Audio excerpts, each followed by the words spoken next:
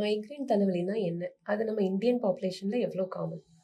Migraine தலைவலி தான் நம்ம சொன்ன மாரி ஒத்த தலைவலி. அது வந்து ஒரு பக்கமே வரதுனால அது ஒத்த தலைவலின்னு சொன்னோம். இந்தியாவுல ஸ்டாட்டிஸ்டிக்ஸ் படி பார்த்தீங்கன்னா, 100க்கு 15லேருந்து 20 பேர் வந்து மைக்ரேன் தலைவலினால அவஸ்தைப்படுறாங்க அப்படின்னு டேட்டா சொல்லுது. டாக்டர் தலைவலினாலே மைக்ரேன் தானா? எல்லா தலைவலியும் மைக்ரேன் தலைவலின்னு தான் சொல்லுவீங்களா? அப்படி கிடையாதுங்க. இப்ப பார்த்தீங்கன்னா, ஜுரம் அப்படின்னு நம்ம சொல்லுவோம். டைபாய்டு ஜுரம்னு சொல்லுவோம். எல்லா ஜுரமும் டைபாய்டு ஜுரம்னு சொல்லுவாங்க. தலைவலி அப்படிங்கிறது மைக்ரேன் வியாதியுடைய ஒரு வேறுபாடு தான். ஒரு ஒரு சிம்ப்டம் தான் சொல்ல முடியும். டாக்டர் மைக்ரேன் தலைவலி எதனால வருது? அது என்னென்ன காரணங்களால ஜாஸ்தி ஆகுது? இந்த மூளையில 5வது நரம்புன்னு சொல்லுவாங்க. ட்ரைஜெமினல் நரம்புன்னு சொல்லுவாங்க. அதுல நடக்கக்கூடிய வேதி மாற்றங்கள் தான்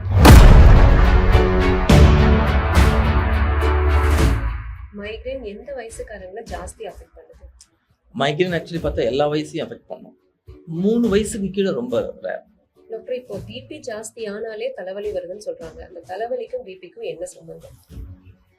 ரத்த அழுத்தம் அப்படின்னா 130, 90 வரைக்கும் நம்ம நார்மல் அப்படின்னு தான் சொல்லிட்டு இருக்கோம். 130, 90க்கு மேல ஆச்சுன்னா அது பிபி அப்படின்னு சொல்லிட்டு அதுக்கு மாத்திரை கொடுக்கும்.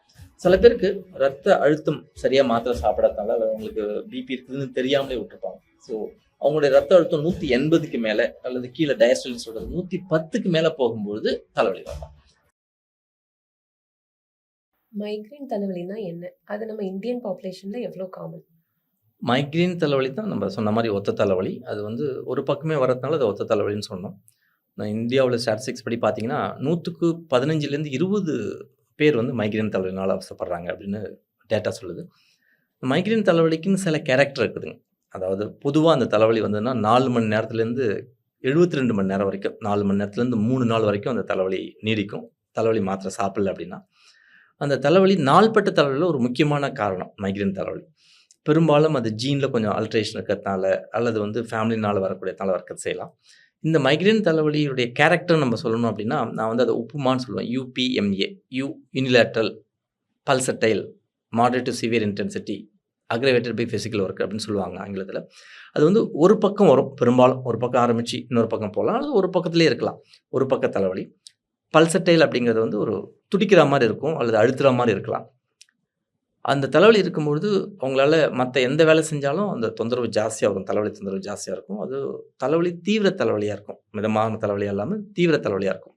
ஸோ இந்த 4 கேரக்டர்ல ஏதாச்சும் 2 கேரக்டர் இருந்தாலே அது மைக்ரேன் தலைவலின்னு சொல்லுவாங்க. இது கூட சில பேருக்கு லைட்ட பார்க்க முடியாது. ஸோ எது கேட்டாலும் சத்தத்தை கேட்டாலும் அவங்களுக்கால பொறுக்க முடியாது. அவங்க ஒரு குவைட்டா அமைதியான இடத்துல இருக்கணும், இருட்டான இடத்துல இருக்கணும்னு விருப்பப்படுவாங்க. சில பேருக்கு குமட்டல், வாந்தி இதெல்லாம் வரும். மைக்ரேன் தலைவலி இருக்கிறவங்களுக்கு இது எல்லாமே ஒரு கேரக்டர். ஒரு பக்க தலைவலி, துடிக்கிற தலைவலி, ரொம்ப அதிகமான தலைவலி. அந்த தலைவலி இருக்கும்போது எந்த வேலையும் அவங்களால செய்ய முடியாது. எந்த வேலை செஞ்சாலும் தலைவலி ஜாஸ்தியா இருக்கும். அந்த தலைவலி இருக்கும்போது ஒலி எல்லாமே அவங்களுடைய தலைவலிய ஜாஸ்திப்படுத்தும். அத அவங்க அவாய்ட் பண்ணுவாங்க. இருட்டான இடத்துல குவைட்டா இருக்கணும்னு விருப்பப்படுவாங்க. தலைவலி ஜாஸ்தியா இருக்கும்போது சில பேருக்கு குமட்டலோ, வாந்தியோ வரும். இதுதான் மைக்ரேன் தலைவலியுடைய கேரக்டர்ஸ் அப்படின்னு நம்ம சொல்றோம். டாக்டர் தலைவலினாலே மைக்ரேன் தானா? எல்லா தலைவலியும் மைக்ரேன் தலைவலின்னு தான் சொல்லுவீங்களா? அப்படி கிடையாதுங்க.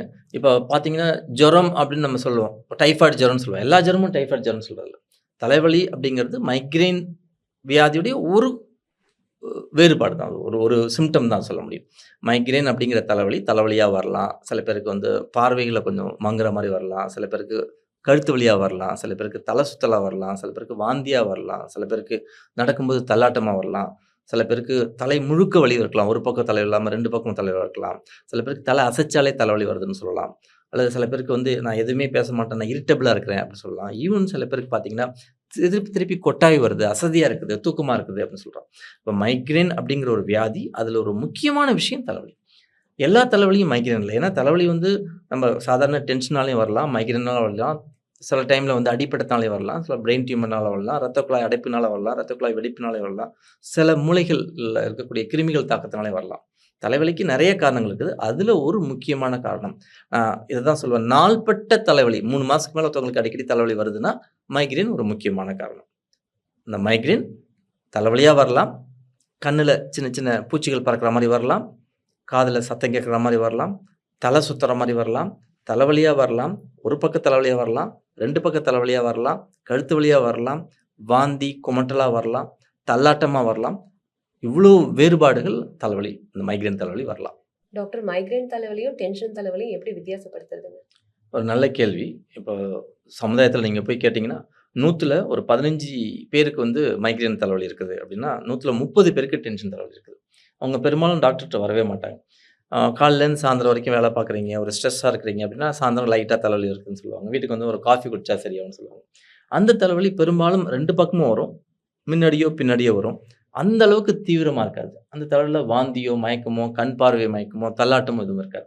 நான் முதல்ல மைக்ரேன் சொல்லும்போது பார்த்தீங்கன்னா, அது பெரும்பாலும் ஒரு சைடுல ஆரம்பிச்சு இன்னொரு சைடுக்கு போகும். அது பெரும்பாலும் தீவிரமான தலைவலியா இருக்கும். அது பெரும்பாலும் வாந்தி அல்லது ஒளி பட்டா இன்னும் ஜாஸ்தியா வரும். அந்த மாரி இருக்கும்னு சொல்லியிருந்தேன் நானு. ஆனா இந்த தலைவலி, டென்ஷன் தலைவலி ஒரு மைல்டா இருக்கும். ஒரு ஒரு பாராசிட்டமால் போட்டாலே உங்களுக்கு சரியாக செய்யும். ஒரு காஃபி குடிச்சா கூட சரியாகும். ஒரு தூங்குனா கூட சரியாக செய்யும். ஸோ இதனுடைய டியூரேஷன் ரொம்ப நேரம் இருக்கு செய்யலாம். மைக்ரேன் தலைவலி பெரும்பாலும் 4 மணி நேரத்துலேருந்து 3 நாள் வரைக்கும் தொடர்ந்து கன்டினியூவா கூட இருக்கலாம். இது ரொம்ப ஈவினிங் அந்த மாரி தலைவலி வரும். வேற எந்த அறிகுறிகளும் இருக்காது. தலைவலி மட்டும் தான் இருக்க செய்யும். சில பேருக்கு தலைவலி இருக்கிறது கொஞ்சம் டிப்ரஷன், ஓகே, மன அழுத்தமும் இருக்கலாம். ஸோ கம்யூனிட்டிக்கு நீங்க போய் பார்த்தீங்கன்னா, டென்ஷன் ஹெட்டேக் தான் ஜாஸ்தி. ஹாஸ்பிட்டலுக்கு வரக்கூடிய பேஷண்ட்ஸ் பார்த்தீங்கன்னா, மைக்ரேன் தான் ஜாஸ்தியா இருக்கு. டாக்டர், மைக்ரேன் தலைவலி எதனால வருது? அது என்னென்ன காரணங்களால ஜாஸ்தி ஆகுதுன்னு? இந்த மூளையில 5வது நரம்புன்னு சொல்லுவாங்க. ட்ரைஜெமினல் நரம்புன்னு சொல்லுவாங்க. அதில நடக்கக்கூடிய வேதி மாற்றங்கள் தான். ஏன் அந்த வேதி மாற்றங்கள் நடக்குது அப்படின்னு சொன்னா, ப்ராபப்ளி ஜீன் ஒரு காரணமா இருக்குமான்னு சொல்றாங்க. அதுதான் மைக்ரேன் அப்படின்னு சொல்றோம். அந்த மைக்ரேன் பெரும்பாலும் பிரெசிபிட்டேட்டிங் ஃபேக்டர் எதனால அக்ரவேட் ஆகுது அப்படின்னு சொன்னா, வெயில்ல போறது, தலை குளிக்கிறது, ஸ்ட்ரெஸ் ஆவறது, சில நேரம் இந்த பிரைட் லைட் பார்க்கறது, சில நேரம் சத்தம் கேட்கறது, தூக்கமின்மை, இதெல்லாம் இந்த மைக்ரேன் தலைவலியை ஜாஸ்திப்படுத்தலாம். சில பேருக்கு சில உணவுகள், சில பேர் என்ன சொல்லுவாங்கன்னா, ஐஸ்கிரீம் சாப்பிட்டா வருதுன்னு சொல்லுவாங்க. சில பேர் காஃபி சாப்பிட்டா குறையுதுன்னுவாங்க, சில பேர் ஜாஸ்தியாகுது. சாக்லேட் சாப்பிட்டா ஜாஸ்தியாகுது. அந்த ஃப்ரிட்ஜ்லேருந்து எடுத்து எது சாப்பிட்டாலும் எனக்கு ஜாஸ்தியா வருது. எஸ்பெஷலி ஈஸ்ட் கலந்த விஷயங்கள் சாப்பிட்டா, புளிப்பான விஷயங்கள் சாப்பிட்டா வருது அப்படின்னு சொல்லுவாங்க. சில பேர் இனிப்பு சாப்பிட்டாலும் வருதுன்னுவாங்க. அவங்களுக்கு எது அக்ரிவேட் ஆகுதுன்னு அவங்க தான் கண்டுபிடிக்க முடியும். பொதுவா வெயில்ல போனா, தலை குளிச்சா, தூக்கம் கெட்டா, ஸ்ட்ரெஸ் ஆச்சுன்னா வருது. ஒளி ஜாஸ்தி ஆச்சுன்னா வர விஷயம். கம்ப்யூட்டர்ல ஒர்க் பண்றவங்க ரொம்ப நேரம் அந்த லைட்ட பார்க்கறதுனால அந்த மாரி வரும்னு சொல்லுவாங்க. ரொம்ப நேரம் பாட்டு கேட்டுட்டு இருக்கும்போது அந்த மாரி வருதுன்னு சொல்லுவாங்க. நான் இன்னும் ரொம்ப ஈஸியா சொன்னா, நமக்கு 5 புலன்கள் இருக்குது. இந்த 5 புலன்களும் அந்த 5வது நரம்பு வழியா தான் டிரான்ஸ்மிட் ஆகுது. இந்த 5 புலன்கள எது ஸ்டிமுலேட் பண்ணாலும், கண்டு, கேட்டு, உண்டு, உயிர்த்து, உட்டறியும்னு சொல்லுவாங்க. பார்வையில ஏதாச்சும் ரொம்ப ஸ்ட்ரெஸ் இருந்தாலும், அல்லது கேட்கறதுல ரொம்ப இதுவா இருந்தாலும் சரி, வாசனைகள் சம்டைம்ஸ் ஸ்மோக்கு அல்லது சென்ட்டு வாசனைகள ஸ்டிமுலேட் பண்ணாலும் சரி, இல்ல சாப்பிடுற உணவுகள்ல மாற்றங்கள் இருந்தாலும் சரி, அல்லது நம்மளுடைய தொடு உணர்ச்சி அல்லது எமோஷன்ஸ் ஆனாலும் சரி, இந்த மைக்ரேன் அக்ரவேட் ஆக்சுவலா. இந்த 5 புலன்கள எது அதிகமா ஸ்டிமுலேட் பண்ணாலும் அது மைக்ரேன் உண்டு பண்ணலாம். மைக்ரேன் எந்த வயசுக்காரங்கள ஜாஸ்தி அஃபெக்ட் பண்ணுது? மைக்ரேன் ஆக்சுவலி பார்த்தா எல்லா வயசையும் அஃபெக்ட் பண்ணும். 3 வயசுக்கு கீழ ரொம்ப ரேர். யூசுவலா 6 வயசுக்கு பிறகு குழந்தைங்களுக்கு ஜாஸ்தியா வரும். இந்த குழந்தைங்களுக்கு நெறைய தடவ ஸ்கூல் ஸ்ட்ரெஸ்ஸும் ஒரு காரணமா இருக்குது. நெறைய தண்ணி குடிக்க மாட்டாங்க குழந்தைங்க. காலைல சாப்பிட மாட்டாங்க. தூங்கி எந்திரிச்ச உடனே ஸ்கூல் பஸ் எடுத்து போவாங்க. ஸோ இது ஒரு முக்கியமான காரணம் குழந்தைங்களுக்கு. குழந்தைங்களுக்கு வரக்கூடிய மைக்ரேன் வந்து நீங்க கேட்ட மாரி குழந்தைங்களுக்கும் வரலாம். பொதுவா இது வந்து டீனேஜ்ல வரும் ஆக்சுவலா. டீனேஜ் 20, 30 வயசுல ஆரம்பிச்சு 40 வயசுல குறைய செய்யும். ஆனா குழந்தைங்களுக்கு வரக்கூடிய தலைவலி வந்து மைக்ரேன் கொஞ்சம் வித்தியாசமா இருக்கும். அவங்களுக்கு வந்து அடிக்கடி வயித்து வலியா இருக்கலாம். அல்லது அடிக்கடி தலை சுத்தலா இருக்கலாம். அடிக்கடி மயக்கம் வரதா இருக்க செய்யலாம்.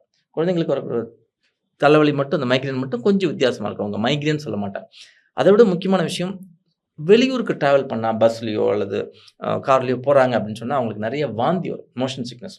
ஒரு மோஷன் சிக்னஸ் இருக்குது அப்படின்னா குழந்தைங்களுக்கு நாங்க அதான் கேள்வி கேட்போம். அப்பா, அம்மாவுக்கு யாருக்காச்சும் மைக்ரேன் இருக்கான்னு கேட்போம். ஸோ அந்த மோஷன் சிக்னஸ் சின்ன வயசுல மோஷன் சிக்னஸா வரும். அல்லது அடிக்கடி வயித்து வலியா இருக்கும். எல்லா ஸ்கேனும் பண்ணுவாங்க, நார்மலா இருக்கும். அல்லது மயக்கம் வருதுன்னு சொல்லுவாங்க. எபிலெப்சின்னு பார்ப்பாங்க, அதுவும் நார்மலா இருக்கும். அதுக்கு பிறகு பார்த்தாக்கா கொஞ்ச நாள் கழிச்சு பார்த்தா அவங்களுக்கு டீனேஜ்ல அவங்களுக்கு தலைவலின்னு வருவாங்க. அப்பப்ப தலைவலி, நாள்பட்ட தலைவலி. அதுவே ஒரு 40, 50 வயசுக்கு பார்த்தீங்கன்னா வெர்டிகோ அப்படிங்கக்கூடிய தலை சுற்றல் வரும். ஸோ அந்த மைக்ரேனுடைய வயசுக்கு தகுந்த மாரி மைக்ரேனுடைய சிம்ப்டம்ஸ் அறிகுறிகள் வித்தியாசப்படுச்சு. மைக்ரேனுக்கும் பீரியட்ஸ்க்கும் ஏதாவது சம்மந்தம் இருக்குங்களா? மைக்ரேன் வந்து ஒரு ஹார்மோனல் இம்பேலன்ஸ். மைக்ரேன் வந்து ஆக்சுவலா பார்த்தா பெண்களுக்கு தான் ரொம்ப ஜாஸ்தி எஃபெக்ட் பண்ணும். ஏன் அப்படின்னு சொன்னா, அவங்களுடைய மெனார்கி டூ மெனோபாஸ் வரைக்கும் அந்த பீரியட்ல வந்து ஹார்மோன் சேஞ்சஸ் வந்துச்சு. அதனால அந்த டைம்ல நெறைய தலைவலி இருந்துச்சு. அவங்களுடைய மெனோபாஸ் டைம்ல அந்த பீக், அந்த ஓவுலேஷன் சொல்லுவாங்க. அந்த டைம்ல ஒரு பீக் வரும்போது, அந்த ஈஸ்ட்ரோஜன் பீக் வரும்போது மைக்ரேன் தலைவலி வரலாம். அந்த மாரி ஊசி பில்ஸ் எடுத்துருக்கிறவங்களுக்கும் இந்த மைக்ரேன் தலைவலி ஜாஸ்தியா வர செய்யலாம். அந்த ஹார்மோனல் இம்பேலன்ஸ் வரும்போது மைக்ரேன் வரலாம். வேறஸ் பிரெக்னன்சி அப்போ வரக்கூடிய ஹார்மோன் இம்பேலன்ஸ் நல்லது. அந்த டைம்ல அவங்க நெறைய பேர் சொல்லுவாங்க, அந்த பிரெக்னன்சி டைம் ஒரு 9 மந்த்ஸ் எனக்கு தலைவலியே இல்லன்னு சொல்லுவாங்க. பிரெக்னன்சி முடிச்சு போஸ்ட்மார்ட்டம் பீரியட்ல அந்த பிரசவ காலம் முடிஞ்ச பிறகு அவங்களுக்கு நிறைய தலைவலி வரும், மைக்ரேன் தலைவலி வரும். ஸோ ஹார்மோன் இம்பேலன்ஸ் வந்து ஒரு முக்கியமான கேள்வி. நீங்கள் கரெக்டான அந்த கேள்வி கேட்டீங்க. அதனால பீரியட்ஸ் அப்போ நிறைய பேர் சொல்லுவாங்க, பீரியட்ஸுக்கு 2 நாளைக்கு முன்னாடி எனக்கு வந்து இந்த தலைவலி வருது, மாத்திரை சாப்பிட்டா தான் குறையுது அப்படின்னு சொல்லுவாங்க. சில பேருக்கு அதில் மட்டுமே ஒரு மென்ஸ்ட்ரல் மைக்ரேனே ஒரு பேர் ஒன்று இருக்குது. ஸோ பட் பொதுவாக மைக்ரேன் மென்ஸ்ட்ரல் டைமில் ஜாஸ்தியாகும். சில பேருக்கு மட்டும் ஒன்லி மென்ஸ்ட்ரல் டைமில் மட்டும் மைக்ரேன் வரும். அது மென்ஸ்ட்ரல் மைக்ரேனே பேர் சொல்லுவாங்க. ஒரு சிலர் ரொம்ப நாளா தலைவலி இருக்குன்னு சொல்லிட்டே இருக்காங்க. பட் ஒரு சிலர் வந்துட்டு ஒரு 2, 3 நாளா தான் எனக்கு ரொம்ப தலைவலி இருக்குன்னு சொல்றாங்க. அதையும் இதையும் நம்ம எப்படி வித்தியாசப்படுத்துறது? நாள்பட்ட தலைவலிக்கு முக்கியமான காரணம் நான் முதல்ல சொன்ன மாதிரி டென்ஷன் ஹெட்டேக் அல்லது மைக்ரேன் ஹெட்டேக் தான். ஓகே, 3 மாதத்துக்கு மேலே தலைவலி ஒருத்தவங்களுக்கு வந்துகிட்டே இருக்குது அப்படின்னு சொன்னால், வருஷக்கணக்கில் வருது அப்படின்னா அது நாங்கள் நாள்பட்ட தலைவலி கிரானிக் ஹெட்டேக்னு சொல்லுவோம். வேற இப்போ ஒரு 2 வாரமாக தான் இருக்குது, 10 நாளாக தான் இருக்குது, 3 நாளாக தான் இருக்குது தலைவலிக்குன்னா அது அக்யூட் சிவியர் ஹெட்டேக், அதிதீவிர குறுகிய கால தலைவலி. குறுகிய கால தலைவலி தான் ஏதாச்சும் ஒரு காரணம் இருக்கும். மூளையில் ரத்த குழாயில் வெடிப்பு, ரத்த கசிவு அல்லது அடிபட்டது அல்லது சம்டைம்ஸ் இன்ஃபெக்ஷன், கிருமிகள் பாதிப்பு அந்த மாதிரி இருக்க செய்யும். குறுகிய கால தலைவலி இருந்ததுன்னா நாங்கள் அதிகமாக அவங்களுக்கு இன்வெஸ்டிகேஷன்ஸ் பண்ணுவோம். ஸோ என்ன காரணம்னு பார்ப்போம். வேற ஒருத்தவங்களுக்கு 6 மாதத்துக்கு மேலே தலைவலி வந்துகிட்டே இருக்குது, அப்பப்போ வந்துகிட்டே இருக்குது, இன்பிட்வீன் அவங்க நார்மலாக இருக்காங்கன்னா அது மைக்ரேன் தலைவலி இருக்கிறதுக்கு தான் அதிக காரணங்கள். குறுகிய கால தலைவலி எப்பயுமே அபாயகரமானது. அது உடனே நம்ம டாக்டர்கிட்ட கன்சல்ட் பண்ணி தேவையான பரிசோதனை பண்ணி அது கிருமிகள் பாதிப்பா அல்லது அடிப்பட்டத்தினால வருதா, ரத்த கசிவுனால வருதா, ரத்த உறையினால வருதா அப்படிங்கிறது நம்ம பார்க்கணும். பொதுவாக ரொம்ப நாள் இருந்தால் தான் நம்ம கேர் எடுத்துக்குவோம். 2 நாளாக இருக்குது, 3 நாளாக இருக்குது, அது கிடையாது. 2 நாள் 3 நாளாக தான் தலைவலி இருக்குதுன்னா அதுதான் டேஞ்சர். விடாது 2, 3 நாள் தலைவலி இருந்ததுன்னா அது குறுகிய கால தலைவலி, தீவிர தலைவலி, அதுக்கு ஏதாச்சும் ஒரு காரணம் இருக்கும். வேறஸ் ரொம்ப காலமாக தலைவலி இருக்குது, 6 மாசமா தலைவலி விட்டு விட்டு தலைவலி இருக்குது, அதுக்கு மேலே தலைவலி இருக்குதுன்னா அது பெரும்பாலும் டென்ஷன் தலைவலி, மைக்ரேன் தலைவலி இருக்கிறதுக்கு வாய்ப்பு இருக்கு. மைக்ரேனுங்கிறது தலைவலி மட்டும்தானா? இல்ல அது கூட வேற ஏதாவது அறிகுறிகள் உண்டுங்களா? நல்ல கேள்வி இது. மைக்ரேன் தலைவலின்னு சொல்லி மைக்ரேன்னா தலைவலி மட்டும்தான் அப்படின்னு நம்ம நினச்சிட்டு இருக்கோம். தலைவலி வந்து அது ஒரு முக்கியமான அறிகுறி அது. ஸோ அதனால தான் அது மைக்ரேன் தலைவலி, மைக்ரேன் ஹெட்டேக் அப்படின்னு சொல்கிறோம். மைக்ரேனுடைய ஒரு முக்கியமான அறிகுறி தான் தலைவலி. பட் மைக்ரேனுடைய மற்ற விஷயங்கள் நான் முதலே சொல்லியிருக்கிறேன். அது வந்து ஒரு பக்க தலைவலின்னு சொல்கிறாங்க. அது வந்து தலைவலி சிவியராக இருக்கணும். முக்கியமான மற்ற அறிகுறிகள் வந்து வாந்தி, குமட்டல், மயக்கம், தலை சுத்தல், காது வந்து அப்படியே அடைச்சிக்கிட்ட மாதிரி இருக்கிறது, கண் பார்வை மங்குற மாதிரி இருக்குது, கண்ணில் வந்து பட்டாம்பூச்சி பறக்கிற மாதிரி இருக்கிறது, கண் பார்வை கொஞ்ச நேரம் தெரியலன்னு சொல்கிறது, காதில் கொயின்னு சத்தம் கேட்குற மாதிரி இருக்கிறது, தலை சுற்றல், நடந்தால் தள்ளுறது, சில பேருக்கு கொஞ்சம் ட்ரௌசியாக ஒரு மயக்க நிலைமையில் இருக்கிறது, சில பேருக்கு ரிப்பீட்டட் யானிங், தூக்கம் வர மாதிரி இருக்கிறது, சில பேர் நிறைய தடவை யூரின் போவோம், அந்த 2, 3 நாள் போவோம், அல்லது இரிட்டபிளாக இருக்கிறாங்க அந்த 2 நாள் அப்படின்னு சொல்லுவாங்க. இது எல்லாமே மைக்ரேனுடைய அறிகுறிகள் தான். நம்ம நிறைய நினச்சிட்டு இருக்கிறோம் மைக்ரேன் அப்படின்னா தலைவலி மட்டும்தான்னுட்டு. தலைவலி ஒரு முக்கியமான அறிகுறி. ஆக்சுவலி பார்த்தீங்கன்னா தலைவலிங்கிறது இங்கே இருக்கலாம், மேலே இருக்கலாம், பின்னாடி இருக்கலாம், கழுத்தில் மார்புக்கு மேலே இருக்கக்கூடிய எல்லா இடத்துலையும் தலைவலி வரலாம். ஏன்னா அந்த 5வது நரம்பு அது வரைக்கும் சப்ளை பண்ணுறதுனால. ஸோ மைக்ரேன் தலைவலிங்கிறது கழுத்து வழியாக வரலாம், தலைவலியாக வரலாம், ஈவன் பல் வழியாக கூட வரலாம். வலி சம்பந்தப்பட்ட மற்ற விஷயங்கள் இதுதான் மைக்ரேன். இந்த மைக்ரேன் தலைவலின்னு சொல்லாமல் மைக்ரேன் நோய் அப்படின்னு சொல்கிறது கரெக்டான விஷயம். டாக்டர், எதை வச்சு மைக்ரேன் தலைவலின்னு டயக்னோஸ் பண்ணுறீங்க? மைக்ரேன் தலைவலி டயக்னோஸ் பண்ணுறதுக்கு நமக்கு ஸ்கேனோ அல்லது ஒரு இஜியோ அல்லது எம்ஆர்ஐ விஷயமோ எதுவும் தேவையில்லை. இது அவங்களுடைய அறிகுறியை வச்சு தான் டயக்னோஸ் பண்ணணும். ஏன்னா இது வந்து ஃபங்க்ஷனல் டிஸார்டர்னு சொல்கிறோம். ஸோ ஒரு சாஃப்ட்வேர் ப்ராப்ளம், ஹார்ட்வேர் ப்ராப்ளம் அப்படிங்கிறது தான் நம்ம வந்து ஸ்கேன் பண்ணி கண்டுபிடிக்க முடியும். அப்புறம் எதுக்கு நிறைய தடவை டாக்டருக்கு வந்து மைக்ரேன் தலைவலி நம்ம போனாலும் மைக்ரேன் சொல்லிட்டு எதுக்கு ஸ்கேன் பண்ணாங்கன்னா, மைக்ரேன் மாதிரி இருக்கக்கூடிய மற்ற வியாதிகள், சில நேரம் நீர் கொத்துக்கிறது, மூளையில் கிருமிகள் தாக்கம், மூளையில் அடிப்பட்டது, ரத்த கசிவு, அதெல்லாம் இல்லைன்னு சொல்கிறதுக்காக தான் ஸ்கேன் பண்ணுறாங்க.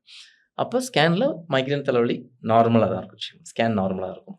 பட் எப்படி டயக்னோஸ் பண்ணுறோம், நான் முதலே சொல்லியிருந்த மாதிரி மைக்ரேன் தலைவலிக்குன்னு சில கேரக்டர்ஸ் இருக்குது. ஸோ ஒரு பக்க தலைவலியாக இருந்ததுன்னா, அல்லது அது வந்து பல்சட்டைல் துடிக்கிற தலைவலியாக இருந்ததுன்னா, அல்லது தீவிர தலைவலியாக இருந்ததுன்னா, அந்த தலைவலி எப்போ வாந்தி வந்ததுன்னா, அந்த தலைவலி எப்போ குமட்டல் இருந்ததுன்னா, அந்த தலைவலி எப்போ அவங்க கண் பார்வை சரியா இல்லை, அல்லது பார்வை பார்க்க முடியல, லைட் பார்க்க முடியல, சத்தம் கேட்டால் இரிட்டேட் ஆகுறாங்க, குவைட்டான ஒரு ரூமுக்கு போகிறாங்க, அல்லது இந்த தலைவலி பெரும்பாலும் 4 மணி நேரத்துலேருந்து ஒரு 3 நாள் வரைக்கும் நீடிக்குது மாத்திரை சாப்பிடலன்னா, இந்த அறிகுறிகளை வச்சு தான் மைக்ரேன் தலைவலின்னு சொல்கிறோம். ஸ்கேன் பண்ணுறது வேறு காரணங்கள் இல்லை அப்படிங்கிறதுக்காக சிடி ஸ்கேனோ எம்ஆர்ஐ ஸ்கேனோ அது பண்ணுறாங்க. மைக்ரேன் தலைவலி என்பது உங்களுடைய அறிகுறிகளை வச்சு தான் டயக்னோஸ் பண்ணுது. டாக்டர், மைக்ரேன் தலைவலிக்கு என்ன விதமான மருத்துவம் பார்க்கப்படுது? ஒருத்தவங்களுக்கு மைக்ரேன் தலைவலி தான் இருக்குது அப்படிங்கிறத நாங்கள் கன்ஃபார்ம் பண்ண பிறகு அவங்களுக்கு என்னென்ன காரணங்களால் அது வருது அப்படிங்கிறத முதல்ல அதை கேட்டறிஞ்சு அவங்கள எழுத சொல்லுவோம். வெயிலில் போனால், தலை குளிச்சா, தூக்கம் கெட்டா, ஸ்ட்ரெஸ் ஆச்சுன்னா, சில லைட் பார்த்தாக்கா, சத்தம் கேட்டாக்கா, இதெல்லாமே அவாய்ட் பண்ண முடியுமா அப்படிங்கிறத சில விஷயங்களை அவாய்ட் பண்ண முடியாது. நீங்கள் முதல்ல கேட்ட மாதிரி பீரியட்ஸ் அப்போ மென்ஸ்ட்ரல் மைக்ரேனுங்கிறது அதை அவாய்ட் பண்ண முடியாது. ஸோ எந்தெந்த காரணங்களால் வருதோ அந்தந்த காரணங்களை அவாய்ட் பண்ண முடியுமா அப்படிங்கிறத பார்க்க சொல்லுவோம். அதுவே ஒரு 50% குறைக்கும். நாள்பட்ட தலைவலி, மைக்ரேன் தலைவலியா இருக்கும்போது ஒருத்தவங்களுக்கு மாசத்துக்கு 3 தடவ அல்லது 3 தடவைக்கு மேல தலைவலியோ, தலைவலி சம்மந்தப்பட்ட மத்த பிரச்சனைகள் இருந்தது அப்படின்னு சொன்னா, தொடர் மருந்துகள் குறைஞ்சபட்சம் ஒரு 6 மாசத்துலேருந்து 9 மாசம் வரைக்கும் தொடர்ந்து மாத்திரைகள் எடுத்துக்கணும்னு சொல்லுவோம். இந்த மாத்திரைகள் எடுக்கும்பொழுது, நான் முதல்ல சொன்ன மாரி 5வது நரம்புகளுடைய அதிவேக துடிப்புகள அத குறைச்சு, மைக்ரேனுடைய ஃப்ரீக்வென்சி குறைக்கும். ஒரு தலைவலி அப்படிங்கிறத நம்ம 3 விதமா சொல்லலாம். டியூரேஷன் எவ்வளோ நேரம் இருக்குதுன்ட்டு, சிவியாரிட்டி எவ்வளோ தாக்கமா இருக்குது அப்படிங்கிறது. அது கூட எவ்வளோ ஃப்ரீக்வென்ட்டா வருது. ஒரு நாளைக்கு வருதா? அல்லது ஒரு வாரத்துக்கு ஒரு தடவ வருதா? 10 தடவ வருதா? அப்படிங்க. ஸோ ஃப்ரீக்வென்சி, டியூரேஷன், சிவியாரிட்டி வச்சு நம்ம தலைவலிய நம்ம அசஸ் பண்றோம். பட் இந்த மாத்திரைகள் சாப்பிடும்பொழுது, அதில ஏதாச்சும் ஒரு பகுதி கொஞ்சம் கொஞ்சமா குறைஞ்சிட்டு வரும். சில பேருக்கு வந்து முதல்ல 10 தடவ வந்தது, மாத்திரை சாப்பிட்டாலும் 10 தடவ வரும்ன்னு சொல்லுவாங்க. ஆனா முதல் தடவ வந்து 7 மணி நேரம், 8 மணி நேரம் தலைவலி வந்தது. இப்போ 1 மணி நேரம் தான் தலைவலின்னு சொல்லுவாங்க. அப்ப அது இம்ப்ரூவ்மென்ட்டா எடுத்துக்கணும். சில பேருக்கு முதல்லயும் 7 மணி நேரம் தான் வந்தது, இப்பயும் 7 மணி நேரம். பட் முதல்ல 10 தடவ வந்தது ஒரு மாசத்துக்கு, இப்ப 5 தடவ வருதுன்னு சொல்லுவாங்க. அல்லது சிவியாரிட்டி குறையுதுன்னு சொல்லுவாங்க. இல்ல முதல்ல எப்ப தலைவலி வந்தாலும் வாந்தி வந்துட்டு இருந்தது, இப்ப வாந்தி வரல அப்படின்னு சொல்லுவாங்க. ஸோ ஏதாச்சும் ஒரு விதத்தில குறைய ஆரம்பிக்குது அப்படின்னா, அந்த மாத்திரைகள் கேட்குது அப்படிங்கிறத அசஸ் பண்ணிட்டு, 15 நாளைக்கு பிறகு தொடர்ந்து மருந்துகள் ஒரு 3 மாசம், 6 மாசம்லேருந்து பொதுவா 9 மாசத்துலருந்து வரைக்கும் மாத்திரைகள் நமக்கு தேவைப்படுது. 9 மாசம் முடிச்ச பிறகு அவங்களுக்கு மருந்துகள் தலைவலி வர்றது குறைஞ்சதுன்னா, அத குறைச்சு நிறுத்தி பார்ப்பாங்க. பாதி பேருக்கு குறைச்சு நிறுத்தும்போது மீண்டும் தலைவலி வரும்போது, இன்னொரு ஒரு 6 மாசம் கன்டின்யூ பண்ணுங்கன்னு சொல்லுவாங்க.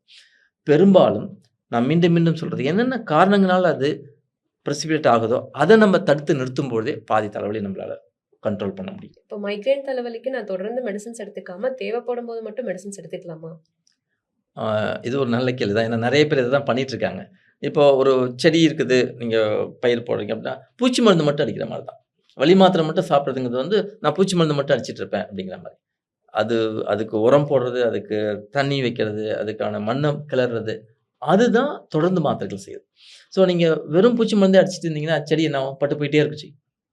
ஸோ ஒரு வேர்ல விட்டுருக்குது அப்படின்னு சொன்னா, நான் பட்டி மட்டும் பார்த்துட்டு இருப்பேன் அப்படிங்கிற மாரி. ஸோ வலி மாத்திரை மட்டும் சாப்பிடுறது தீர்வு கிடையாது. இப்ப ஜுரம் இருக்குது அப்படின்னா, ஜுர மாத்திரை மட்டும் சாப்பிடு.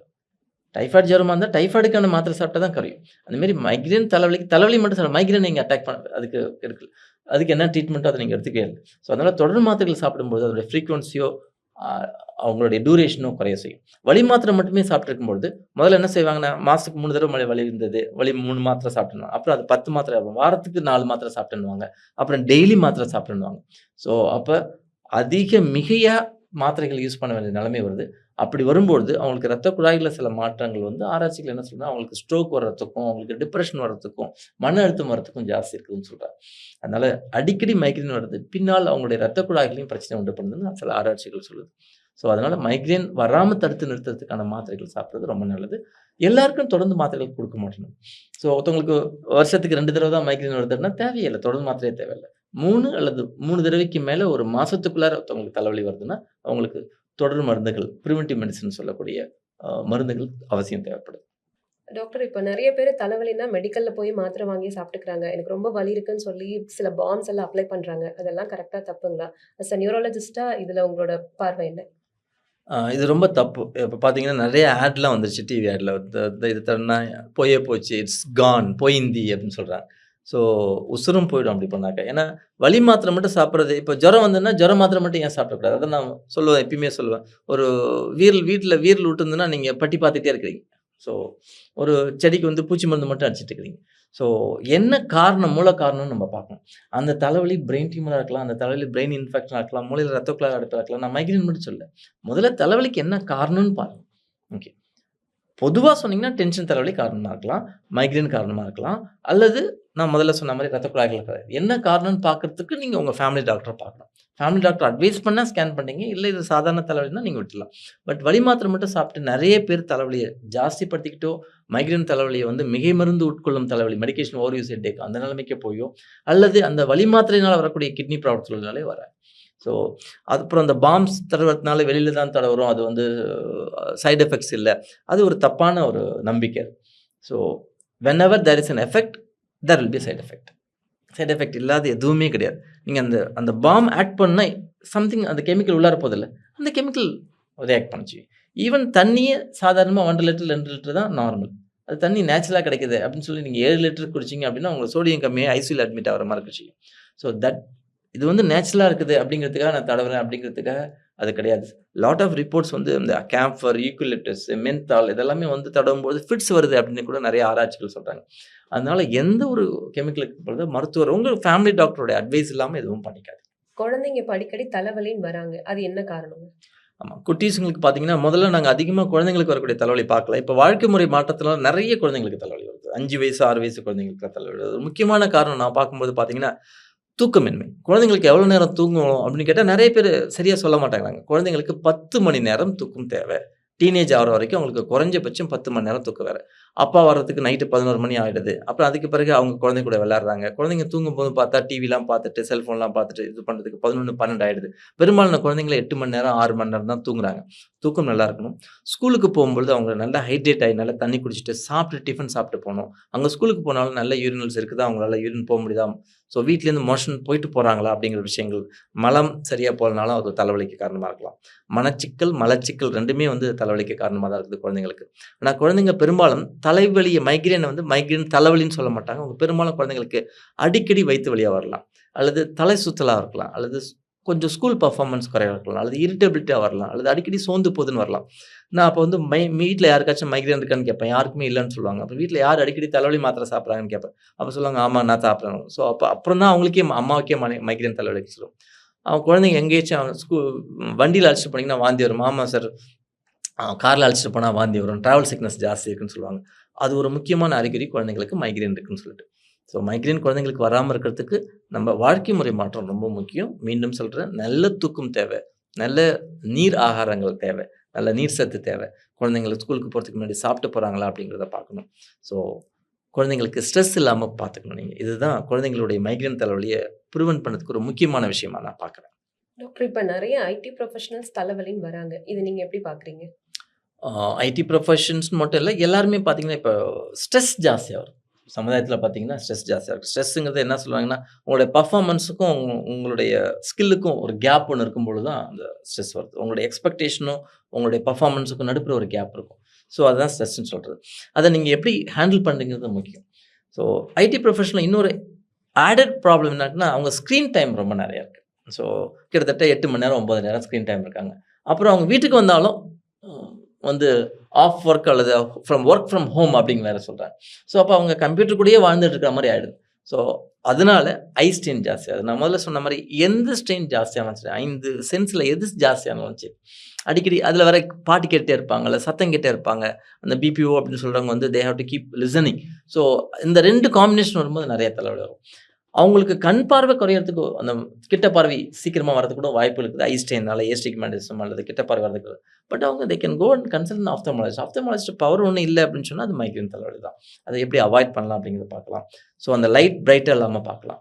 So college students, IT professionals, டீனேஜர்ஸுக்கு நெறைய வரதுக்கு முக்கியமான காரணம், அதிகமா ரீல்ஸ் பார்க்காதீங்க. ஸோ ரீல்ஸ் பார்க்கும்பொழுது கூட அதிகமா தலைவலி வரலாம். ஏன்னா, அது உங்கள மாத்திக்கிட்டே இருக்குது. உங்களுடைய மூட மாத்திட்டே இருக்குது. ஒருத்தர் ஒரு டாக்டர் ஒண்ணு பேசுறாரு. அடுத்தது பார்த்தா ஒரு ஆன்மீக டாக் இருக்குது. அதுக்கு பார்த்தா ஒரு சினிமா பார்க்குறீங்க. ஸோ உங்களுடைய எமோஷனல் ஃபைபர்ஸ் வந்து கெட் கன்ஃப்யூஸ்ட். ஸோ வேற அப்படிலாம் கிடையாது. முதல்ல ஒரு கதை நாம உட்காந்து படிச்சோம்னா, ஒரு புக்ல படிச்சோம்னா, அது அதனுடைய ஃப்ளோ போயிட்டே இருக்கும். நீங்க வித்தின் 20 செகண்ட்ஸ் டூ 40 செகண்ட்ஸ்ல டக்கு டக்கு டக்குன்னு மாறிட்டே இருக்கும்போது, brain get confused. So give some ஒரு ஒரு ரெஸ்ட் குடுங்க அதுக்கு. ஒரு டைம் குடுங்க அதுக்கு டூ ரெக்கவர். ஸோ இதுதான் நான் சொல்றது. நல்ல தூக்கம், நல்ல உடற்பயிற்சி, நல்ல நீர் சத்து, ஸோ ஸ்ட்ரெஸ் இல்லாத வாழ்க்கை, டீனேஜ் அண்ட் ஐடி ப்ரொஃபஷனல்ஸுக்கு மைக்ரேன் தலைவலிய கண்டிப்பா குறைக்கும். டென்ஷன் தலைவலியும் குறைக்கும். டாக்டர் நெறைய பேரு தலைவலிக்காக ஆப்டிகல்ஸ் போய் கண்ணாடி போட்டுக்கிறாங்க. அது சரிங்களா? அது ரொம்ப தப்புங்க. ஏன்னா, தலைவலிக்கு காரணம் கண்ணு தான் அப்படிங்கிறத வந்து கண் டாக்டர் முடிப்பாங்க.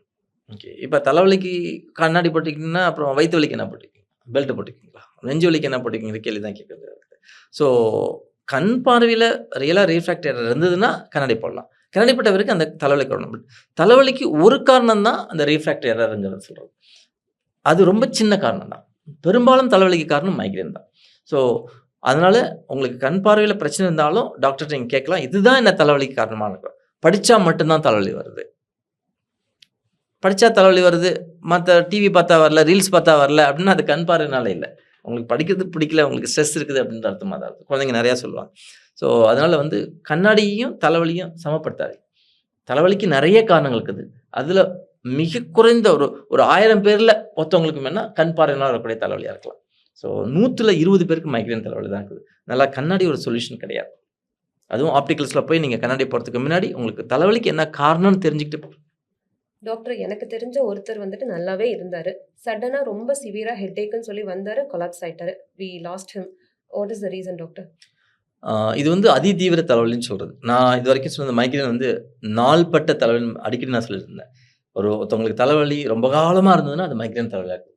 சடனா சிவியரா ஒருத்தவங்களுக்கு தலைவலி வருதுன்னா, பெரும்பாலும் அது மூளையில இரத்த கசிவு, இரத்த குழாய் அடைப்பு அல்லது இரத்த குழாயில பிளவு இந்த காரணங்களால வருது. அவங்க அடுத்த ஒரு 1 மணி நேரத்தில அவங்களுக்கு நினைவு தப்பலாம், அல்லது ஃபிட்ஸ் வரலாம், வலிப்பு வியாதி வரலாம், அவங்களுக்கு வந்து நடக்க முடியாம போலாம், கை, கால் வராம போலாம். அது வந்து அ மூளையுடைய ஸ்ட்ரோக் உடைய அறிகுறியா இருக்கலாம். பக்கவாதத்துடைய அறிகுறியா இருக்கலாம். அல்லது மூளையில இரத்த கசிவு சப்ரக்னார் ஹெமரேஜ்ன்னு சொல்லுவாங்க. அனிரிசம்னு சொல்லுவாங்க. பலூன் மாரி இரத்த குழாய் வெடிக்குதுன்னு சொல்லுவாங்க. ஸோ அந்த மாரி தலைவலி வந்து பெரும்பாலும் பிபினால வரலாம். அல்லது அவங்களுடைய ஸ்ட்ரெஸ்ஸு, சரியா தூக்கம் இல்லாததுனால, அவங்களுக்கு மத்த விஷயங்கள் இரத்த குழாயில அடைப்பு வரக்கூடிய விஷயங்களால வரலாம். எப்படி ஹார்ட் அட்டாக் வருதோ, அதுமாரி மூளைக்கு போற இரத்த குழாயில அடைப்பு ஏற்படலாம். சில டைம் என்ன பண்ணுவாங்கன்னா, சாதாரண நெக் பெயின் அப்படின்னு சொல்லிட்டு அந்த சுளுக்கு எடுக்கிறதுல போவாங்க. கைரோபிராக்டிக் மேனிபுலேஷன் சொல்லுவாங்க. அதில என்ன ஆகும்னா, இரத்த குழாயில வந்து டக்குன்ட்டு ஒரு பிளவு ஏற்படும். அது ஏற்பட்டு கொஞ்சம் கொஞ்சமா அது லீக் ஆயிட்டே போய் சடனா அவங்களுக்கு அன்கான்ஷியஸ் ஆயிடுவாங்க.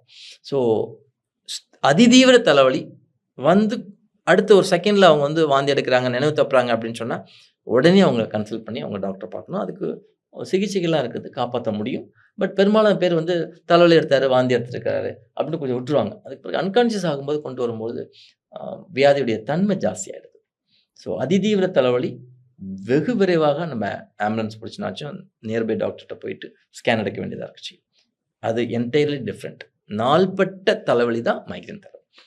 ஸோ குறுகிய கால அதிதீவிர தலைவலி பெரும்பாலும் மூளையில ஏதோ பிரச்சனை இருக்குன்னு அர்த்தம். டாக்டர் இப்போ ஒரு சிலர் தலையில அடிபட்டதுக்கு அப்புறம் தான் தலைவலி வருதுன்னு சொல்றாங்க. அதுக்கு என்ன ரீசன்? ஆ தலையில அடிபடும்பொழுது மூளையுடைய ஒரு ஷேக் ஆகும். ஒரு கண்ணி போலாம். ஸோ அதனால அந்த தலைவலி இருக்க செய்யும். சில பேருக்கு தலையில அடிபட்டதும் நினைவு தப்பி போயிடும் அந்த நேரத்தில. அப்புறம் நல்லாயிடுவாங்க. ஸோ தலையில அடிபட்டு அன்கான்ஷியஸ் ஆனான்னா உடனே ஆஸ்பத்திரிக்கு வந்துருவாங்க. அது ஒரு குரூப். உடனே ஸ்கேன் பண்ணி அடிபட்டுருக்குது, கண்ணி போயிருக்கு, ரத்த கசிவு ஏற்பட்டுருக்குது. ஆப்ரேட் பண்ணணும் அல்லது ஆப்ரேட் பண்ணாம மேனேஜ் பண்ணலாம் அப்படின்னு சொல்லுவாங்க. இதில ஒரு குரூப் இருக்காங்க. அடிபட்டது தெரியாது. ரொம்ப லைட்டா அடிபட்டுருக்கும். பெருசா அவங்களுக்கு இருந்திருக்காது. அப்ப என்னன்னா ஒரு சின்னதா ஒரு ரத்த குழாய் வந்து ஒரு லைட்டா ஒரு ரத்த கசிவு ஏற்பட ஆரம்பிக்கும். அந்த ரத்த கசிவு அப்படியே அக்குமுலேட் ஆகி ஒரு அளவுக்கு கணிசமான அளவு வர்றதுக்கு 3 மாசம், 6 மாசம் கூட ஆச்சு. ஸோ அவங்க பார்த்தீங்கன்னா, பக்கவாதம் மாரி வருவாங்க. சரியா பேச மாட்டேங்கிறாங்க. கன்ஃப்யூஸ்டா இருக்கிறாங்க. வலது கை வலது கால் இழுத்து நடக்கிறாங்க. அவங்களுக்கு ஸ்கேன் பண்ணி பார்த்தாக்கா, ஒரு ரத்தம் உறைஞ்சு போயிருக்கும். அடிபட்டுதான்னு கேட்டா, ஒண்ணும் இல்லன்னு இல்ல ஒரு 3 வாரத்துலேருந்து 3 மாசத்துக்கு முன்னாடி அடிபட்டுதான்னா, ஆமா லைட்டா தான் அடிபட்டது கீழ விழுந்தேன்னு சொல்லுவாங்க. ஸோ அதுதான் சப்டூரல் ஹெமட்டோமா அப்படிங்கக்கூடிய கபாலத்துக்கு கீழ ரத்தம் உறைஞ்சிருக்கு. அதுக்கு சர்ஜரி தான். அறுவை சிகிச்சை தான் ஒரே வழி. அதனால எப்பயுமே அடிபட்டது, அதுக்கு பிறகு கொஞ்ச நாள் கழிச்சு தலைவலி வருது அப்படின்னா, அவங்க வந்து ஸ்கேன் பண்ணி பார்த்துக்கிறது நல்லது. ஏன்னா, அந்த ரத்த கசிவு ஒரு அளவுக்கு மேல போனா தான் அறிகுறியா வெளில வரும். அதுவரைக்கும் அப்படியே குவைட்டா இருந்திருப்பாங்க. அதுக்காக தலைவலி அடிபட்டது, நான் மாசம் மாசம் ஸ்கேன் பண்ணி பார்த்துக்கணுமா? அப்படிலாம் தேவையில்ல. ஸோ தலை அடிபட்டது, நல்லா இருக்கிறீங்க. திருப்பி தலைவலி வருது. தலைவலி இருந்துகிட்டே இருக்குது அப்படின்னா, தலைவலி மாத்திரை சாப்பிடாதீங்க. ஸோ உள்ளார சின்ன ரத்த கசிவு. இல்ல அப்ப ஸ்கேன் பண்ணாங்க நார்மல்ன்னு சொன்னாங்களே. அப்ப ஸ்கேன் நார்மல்ன்னு சொன்னாங்க. ஏன்னா, அந்த அளவுக்கு கண்டுபிடிக்க முடியாத அளவுக்கு ஒரு 1 எம்எல், 10 எம்எல் இருந்திருக்கும் ரத்த கசிவு. அது ஸ்லோவா ஓரளவு ஒரு 50 எம்எல்க்கு மேல போகும்போது தான் நமக்கு அது தெரிய ஆரம்பிக்குது. சப்டூரல் ஹெமட்டோமா அப்படிங்கிறது. ஸோ அதனால தலை அடிபட்ட பிறகு தலைவலி உடனே வந்ததுன்னா ஸ்கேன் பண்ணுங்க. ரொம்ப நாள் கழிச்சு வந்தாலும் அவசியம் ஸ்கேன் பண்ணி பார்க்கணும். இது மைக்ரேன் தலைவலியில வராது. டாக்டர் இப்ப நெறைய பேரு தலைவலினாலே உடனே கூகுள் எல்லாத்தையும் செக் பண்ணிட்டு பிரைன் டியூமர்ங்கிற அசம்ப்ஷன் வந்துடுறாங்க. இது கரெக்ட்டா? ஆ நீங்க கூகுள் அண்ணாட்ட கேட்டீங்கன்னா, அது வந்து பயமுறுத்துற மாரி விஷயங்கள தான் அது சொல்லும்.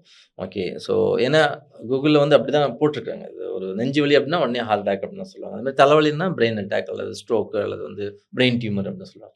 ஆக்சுவலி நீங்க வந்து ஒரு சமுதாயத்தில போய் பார்த்தீங்கன்னா, 100 பேருக்கு பார்த்தீங்க அப்படின்னா, அதில வந்து 20% பேருக்கு தலைவலி வந்து மைக்ரேன் தலைவலி தான். ஸோ 30% பேருக்கு டென்ஷன் சம்மந்தப்பட்ட தலைவலி தான் இருந்துச்சு. ஸோ 10,000 பேர்ல ஒருத்தவங்களுக்கு தான் அது டியூமர் சம்மந்தப்பட்டது. பிரெயின் டியூமர் சம்மந்தப்பட்டதா இருக்கும். ஸோ அவ்ளோ ரேர் அது brain tumour. So brain tumour ஃபிட்ஸாவும் வரலாம், தலைவலியாவும் வரலாம், மயக்கமாவும் வரலாம். பட் எல்லா தலைவலியும் பிரெயின் டியூமர் நினைக்கிறதுங்கிறது ரொம்ப தப்பு. ஸோ அந்த பிரெயின் டியூமர்லயும் பாதி பிரெயின் டியூமர் வந்து பினைன்னு சொல்லக்கூடிய ப உயிருக்கு ஆபத்து ஏற்படுத்தாத பிரெயின் டியூமர்ஸ் தான். அதனால தலைவலினாலே பிரெயின் டியூமர் அப்படிங்கிறது ஒரு மித் அது. தப்பு அது. கூகுள் அந்த மாரி நெட்ல போட்டீங்கன்னா, உங்களுக்கு அது சம்மந்தப்பட்ட நெட் சம்மந்தப்பட்ட வியாதி தான் ஜாஸ்தியா இருக்கும். அதனால வந்து கூகுள் பண்ணாதீங்க. உங்களுடைய ஃபேமிலி டாக்டர்ட்ட கேளுங்க. இதுக்கு என்ன காரணம்னு. அவங்க தான் right person to explain about reason for the headache. Doctor இப்போ பிபி ஜாஸ்தி ஆனாலே தலைவலி வருதுன்னு சொல்றாங்க. அந்த தலைவலிக்கும் பிபிக்கும் என்ன சம்பந்தம்? ரத்த அழுத்தம் அப்படின்னா 130 90 வரைக்கும் நம்ம நார்மல் அப்படின்னு தான் சொல்லிட்டு இருப்போம். 130, 90க்கு மேல ஆச்சுன்னா அது பிபி அப்படின்னு சொல்லிட்டு அதுக்கு மாத்திரை குடுப்போம். சில பேருக்கு ரத்த அழுத்தம் சரியா மாத்திரை சாப்பிடாதனால, அல்லது அவங்களுக்கு பிபி இருக்குதுன்னு தெரியாமலே விட்டுருப்பாங்க. ஸோ அவங்களுடைய ரத்த அழுத்தம் 180க்கு மேல அல்லது கீழ டயஸ்டோலின்னு சொல்றது 110க்கு மேல போகும்பொழுது தலைவலி வரலாம். சாதாரண 140, 90க்குலாம் தலைவலி வராது. 140, 90ஓட ஒருத்தவங்க தலைவலி வந்ததுன்னா அது பிபினால இல்ல. பிபி இருக்குது, தலைவலியும் இருக்குது. அது பிபினால வரக்கூடிய தலைவலி இல்ல. வேறஸ் 180, 110 அவங்க வந்தாங்கன்னா, அது பிபினால. பிபினாலேயே தலைவலி வரலாம்.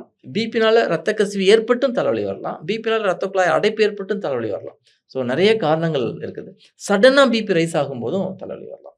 ஸோ இது முதல்ல பிபி இல்ல. சடனா பிபி ரைஸ் ஆகுறதுங்க வந்து இந்த பிரசவ காலத்தில வரக்கூடிய எக்லாம்ப்சியான்னு சொல்லுவாங்க.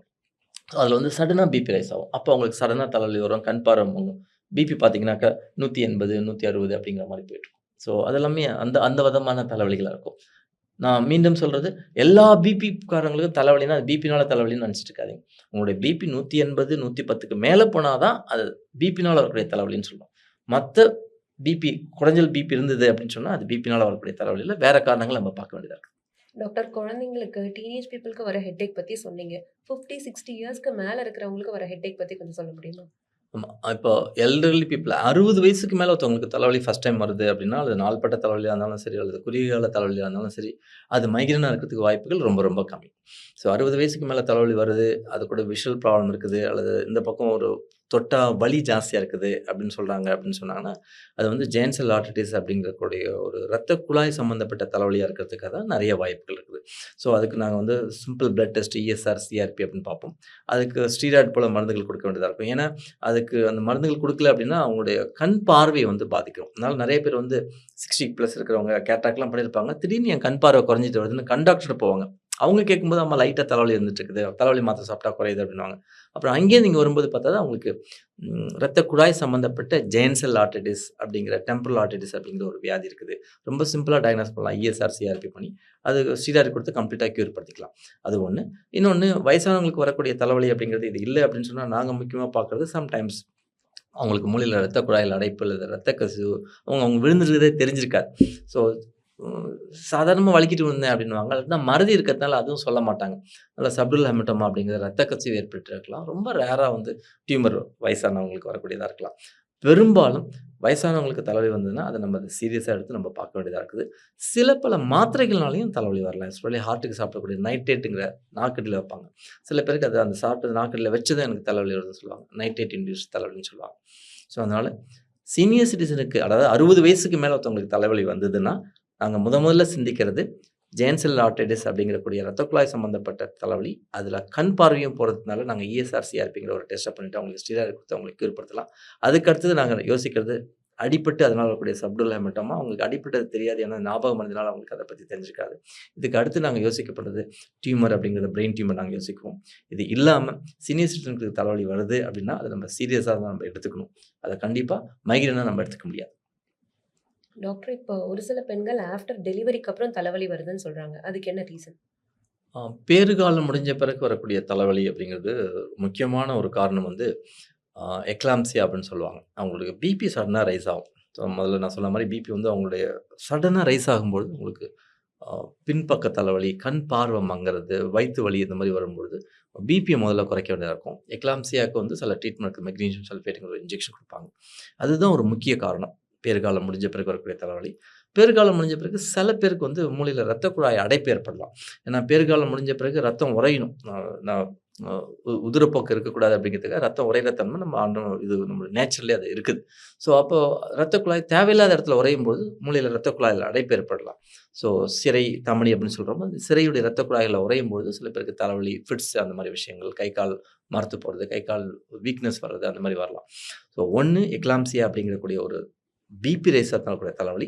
நம்பர் 2 இரத்த குழாய் உறையறதுனால வரக்கூடிய சிவிடி அப்படிங்கக்கூடிய உயிரை அ பாதிப்பு ஏற்படுத்தக்கூடிய அ உயிர்க்கொல்லி நோயின்னே நம்ம சொல்லுவோம். அது சிவிடி அப்படிங்கிறது. ஸோ அதனால பிரசவம் அடைஞ்ச பிறகு தலைவலி இருந்தா இந்த 2 முக்கியமான அபாயகரமான வியாதி இருக்குதா அப்படிங்கிறது உங்க மகப்பேறு மருத்துவர்ட்டயும், மூளை நரம்பியல் மருத்துவர்ட்டயும் அது பரிசோதிச்சுக்கிறது ரொம்ப நல்லது. டாக்டர் என்னோட ரிலேட்டிவ் ஒருத்தவங்களுக்கு சர்ஜரி பண்ணோம். ஆஃப்டர் சர்ஜரி அவரு ரொம்ப ஹெட்டேக் இருக்குன்னு சொன்னாரு. Especially after spinal anaesthesia. அது எப்படி பார்க்கணும்? ஓகே. பொதுவா ஆஃப்டர் சர்ஜரி தலைவலி வருது அப்படின்னா, நாங்க முதல் கேள்வி கேட்போம். அந்த ஸ்பைனல் அனஸ்தீசியா போட்டாங்களா? ஜெனரல் அனஸ்தீசியா குடுத்தாங்களா? அப்படின்னு சொல்லுவாங்க. ஸ்பைனல் அனஸ்தீசியாக்கு முதல்ல நீர் எடுத்து டெஸ்ட் பண்றது. முதல்ல நீர் எடுத்து அவங்களுக்கு அதில அனஸ்தீசியா குடுக்கும்போது, அதில ஒரு சின்னதா ஒரு ஹோல் போட்டு தான் அந்த ஊசி போகுது அது. ஸோ அதுலேருந்து அந்த சிஎஸ்எஃப் அப்படி வெளியில லீக் ஆகலாம். அதுமாரி அவங்களுக்கு முக்கியமா அவங்க என்ன சொல்லுவாங்க, "படுத்திருக்கிற வரைக்கும் தலைவலியே இல்ல. எந்திரிச்சு உட்காந்தேனா அப்படின்னா, ரெஸ்ட் ரூம் போய் உட்காந்துருந்தேனாக்கா, தலைவலி சிவியரா இருக்குது" அப்படின்னு சொல்லுவாங்க. ஸோ பெரும்பாலும் ஒரு 2வது நாள், 3வது நாள் அது ஆரம்பிக்கும். 5, 7வது நாள், 8வது நாள்ல அது தன்னாலேயே சரியாயிடும். ஒரு ஊசி அந்த இது வழியா போறதுனால ஒரு சின்னதா ஒரு ஹோல் வந்து அதுவே மறைஞ்சிடும் அது. பட் நாங்க அந்த டைம்ல அட்வைஸ் பண்றது அதிக நேரம் உட்காராதீங்க அல்லது படுத்தே இருங்க. ஸோ நெறைய ஃப்ளூயிட்ஸ் நெறைய தண்ணீ எடுத்துக்கங்கன்னு சொல்லிட்டு. 7 நாளைக்கு மேல ஒருத்தவங்களுக்கு ரொம்ப பாரமா இருக்குது, தலைவலி இருக்குதுன்னா, அந்த பிளட் பேட்ச்ன்னு சொல்லி போட்டு ஒரு ட்ரீட்மெண்ட் இருக்குது. ஸோ அதிக நேரம் உட்காராதீங்க, அதிக நேரம் ஸ்ட்ரெயின் பண்ணாதீங்க, முக்குறது வேண்டாம் அப்படிங்கிறத சொல்றது. போஸ்ட் பார்ட் ஸ்பைனல் ஹெட்டேக் அப்படிங்கிறது. அது ஒரு நு ஒரு 100 பேருக்கு பண்ணா அதில 1, 2 பேருக்கு வரதே ஒரு பெரிய விஷயம் தான். அதுக்காக பயப்பட வேண்டிய அவசியம் இல்ல. டாக்டர் மைக்ரேன் தலைவலி பத்தி நீங்க எல்லாமே தெளிவா சொன்னீங்க. இப்ப அதுக்கு நான் எவ்வளோ நாள் ட்ரீட்மெண்ட் எடுத்துக்கணும்? மைக்ரேன் தலைவலிக்கு முதல்ல ட்ரீட்மெண்ட் எடுக்கணுமா இல்லையா அப்படிங்கிறத முதல்ல நாங்க பார்ப்போம். மாசத்துக்கு 3 தடவ இல்ல 3 தடவைக்கு மேல தலைவலி வந்ததுன்னா, கண்டிப்பா தொடர்ந்து மருத்துவம் எடுத்துக்கணும். பிரிவென்டிவ் மெடிசின் எடுத்துக்கணும். அதுக்கு முன்னாடி எதெல்லாம் காரணிகளோ அதெல்லாம் அவங்க வெயில்ல போறது, தலை குளிக்கிறது, தூக்கங்கிறது, ஸ்ட்ரெஸ் ஆகுறது, இந்த ஒளி அதெல்லாம் அவாய்ட் பண்ணாலே அவங்க 50% குறைக்க முடியும்.